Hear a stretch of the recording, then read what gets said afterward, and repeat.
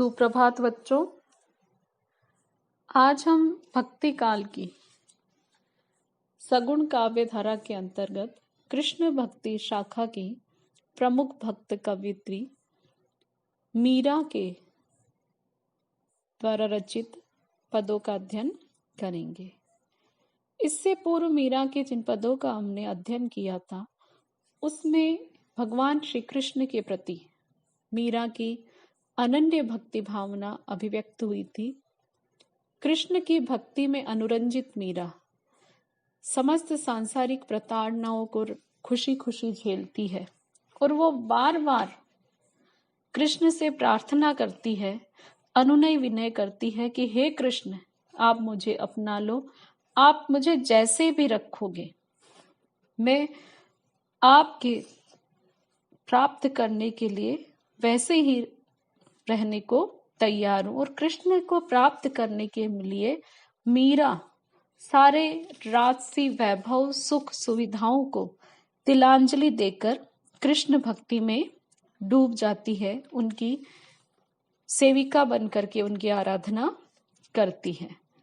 इसी क्रम को हम आगे बढ़ाते हैं। मीरा कहती है, माईरी में तो लियो गोविंदो मोल, कोई कहे छाने कोई कहे चोड़े, लियो री बजंता ढोल। इसमें मीरा अपनी एक सखी को संबोधित करके कहती है कि हे सखी, मैंने तो इस संपूर्ण जगत के नियंता गोविंद को अपने प्रेम के मोल से खरीद लिया है, मोल ले लिया है।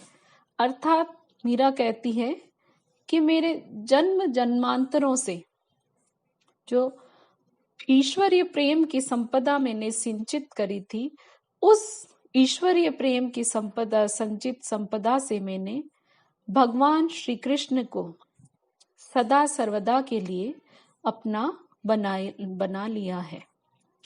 कोई कहे छाने कोई कहे चोड़े, लियो री बजंता ढोल।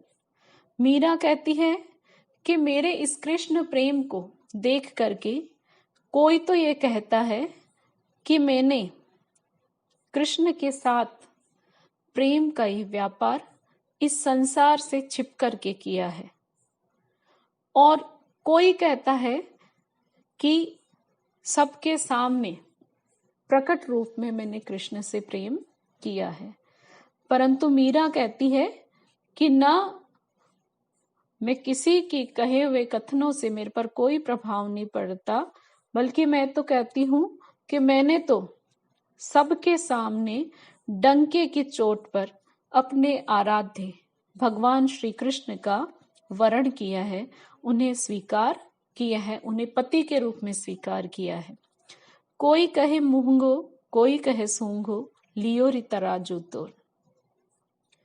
मीरा चूंकि एक राज परिवार की बेटी थी और एक राज परिवार की कुलवधू थी, तो लोग मीरा की आलोचना करते हैं कि समस्त राजसी वैभव को त्याग करके मीरा ने क्या भगवा वस्त्र धारण करे, क्या संतों के साथ उठती बैठती है, उसी की ओर संकेत करती हुई कहती है कि कोई तो मुझे कहता है कि ये कृष्ण प्रेम का जो मैंने सौदा किया है, ये सौदा मुझे बहुत महंगा किया है, क्योंकि कृष्ण प्रेम में डूबने के लिए, उनकी आराधना करने के लिए मीरा कहती है मैंने सारे सांसारिक भोगों, धन, वैभव, ऐश्वर्य सबको तिलांजलि देती है।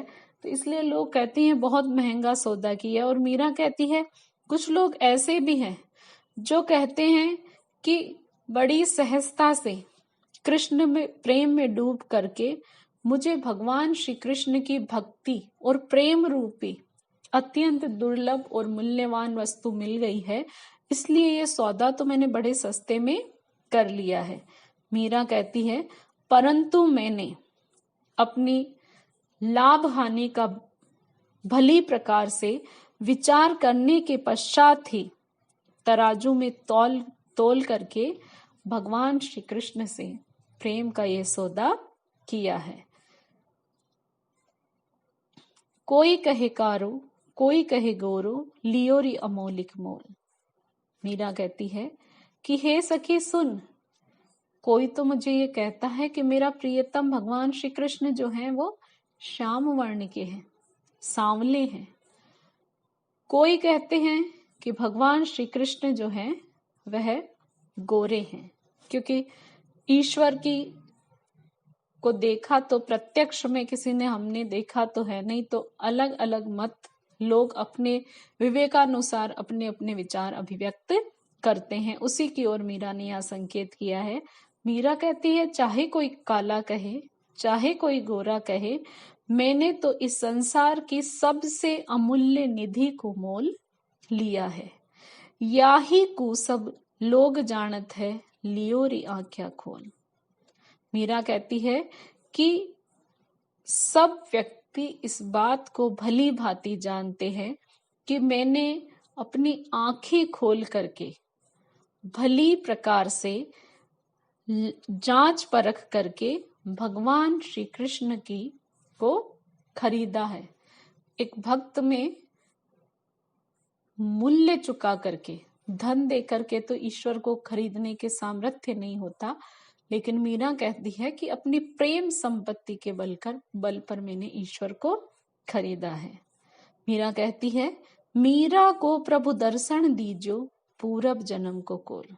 मीरा कहती है कि हे मेरे आराध्य भगवान श्री कृष्ण, आप पूर्व जन्म में आपने जो मुझे वचन दिया था कि आपके दर्शन का सौभाग्य मुझे प्राप्त होगा, तो आप अपने उस पूर्व जन्म के वचन का स्मरण कीजिए। मैं आपसे मिलने के लिए व्याकुल हो रही हूं, आतुर हो रही हूं, इसलिए शीघ्रातिशीघ्र आप मुझे अपने दर्शन का सौभाग्य प्रदान कीजिए। यह इस पद में मीरा की कृष्ण के प्रति अनन्य भक्ति भावना तो अभिव्यक्त हुई है, साथ ही मीरा ने जो अलग अलग सांसारिक लोगों द्वारा कृष्ण भक्ति में भी लाभ और हानि का जो विचार बताया जाता है उसकी ओर इसमें संकेत करते हुए पूर्व जन्म से उनका अपना संबंध कृष्ण से स्थापित किया है कि ये जीवात्मा जो मैं हूं वह जन्म जन्मांतर की आपकी सखी रही हूं, आपकी आराधिका रही हूं। भाषा राजस्थानी है, इसमें अनुप्रास अलंकार है और यथा स्थान जैसे तराजू तोल, आँखें खोल, पूरब जन्म को कोल, इसमें यथा स्थान मीरा के द्वारा मुहावरों का भी प्रयोग हुआ है। और पद छंद है, कृष्ण की प्रति मीरा की अनन्य भक्ति भावना यहाँ अभिव्यक्त हुई है। अगला है मैं गिरधर रंग राती सैया, में पचरंग चोला पहर सखीरी, में झिरमिट खेलन जाती। इसमें जीवात्मा पंच तत्व रूपी 5 तत्वों से बना हुआ जो ये हमारा भौतिक शरीर है, पंच तत्व है पृथ्वी, आकाश, जल, वायु और अग्नि। इनसे मिलकर के जो बनी हो ये देह है, इसमें निवास करने वाली जीवात्मा किस प्रकार खेल खेलती है उसका चित्रण मीरा ने किया है। मीरा कहती है मैं गिरधर रंग राती सैया में, कि हे सखी मैं भगवान श्री कृष्ण अर्थात गिरधर के प्रेम के रंग में पूर्णतः रंग गई हूं। आकंठ उनके प्रेम में मैं अनुरक्त हो गई हूं। पचरंग चोला पहर सखीरी, में झिरमिट खेलन जाती। मीरा कहती है कि मैं पंच रंगों से बना हुआ चोला अर्थात वस्त्र धारण करके झिरमिट का खेल खेलने जाती हूं। ओह झिरमिट मां मिल्यो सांवरो, खोल मिली तन गाती। मीरा कहती है उसी झिरमिट के खेल में मुझे मेरे आराध्य श्याम वर्ण के भगवान श्री कृष्ण मिल गए और उन भगवान श्री कृष्ण के दर्शन मिलते ही मैं अपने शरीर के समस्त वस्त्रावशन खोलकर उनसे आलिंगनबद्ध हो गई। अर्थात मैंने अपना सर्वस्व जो था वह कृष्ण को समर्पित कर दिया। यहाँ पर इसका दूसरा जो आध्यात्मिक अर्थ है उसमें है कि जीवात्मा पंच तत्वों पृथ्वी, वायु, जल, अग्नि और आकाश से निर्मित ये जो शरीर रूपी जो पचरंग चोला है उसे पहनकर जन्म मरण रूपी खेल खेलती है। और ये संसार जो है वह इस जीवात्मा की क्रीड़ा स्थली है जहां पर वह जीवात्मा जन्म मरण का खेल खेलती है। जिनका पिया परदेस बसत है, लिख लिख भेजे पाती। मेरा पिया मेरे हिये बसत है, ना कहूं आती जाती। मीरा कहती है कि हे सखी, जिनके पति प्रवासी है, परदेश में बसते हैं, उन्हें उनकी प्रियतमा पत्र लिख लिख करके अपना संदेश भेजती है।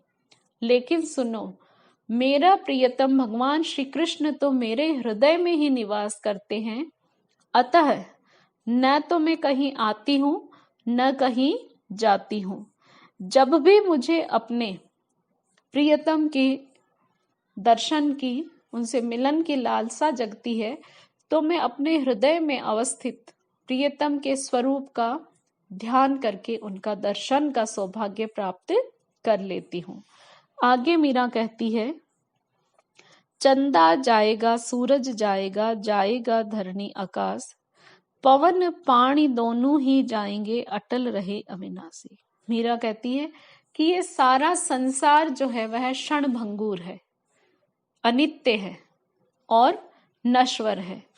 इस संसार की क्षण भंगुरता, नश्वरता की ओर संकेत करते हुए मीरा कहती है कि एक दिन ये चंद्रमा, सूरज, धरती और आकाश, यह पवन और जल सभी नष्ट हो जाएंगे, अटल रहे अविनाशी। लेकिन वह अविनाशी जो परम पिता है, ईश्वर जो है, उसका अस्तित्व सदैव बना रहने वाला है क्योंकि वह अमर है। सूरत निरत का दिवला संजोले, मनसा के कर ले बाती, प्रेम हटी का तेल मंगा ले, जगे रहा दिन राती। मीरा कहती है कि इसीलिए इस जन्म मरण के चक्र से मुक्ति पाने के लिए और इस क्षण भंगुर संसार से अनासक्त होकर के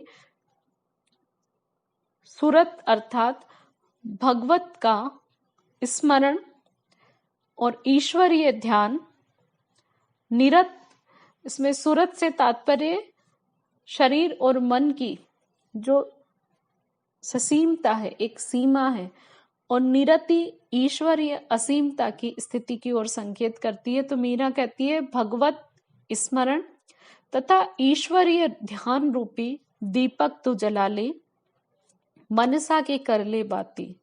और उस दीपक को जलाने के लिए अपने मन की, जो अनियंत्रित रहता है, आसानी से नियंत्रण में नहीं आता, उस मन की तुम बाती कर ले। प्रेम हटी का तेल मंगा ले, जगे रया दिन राती।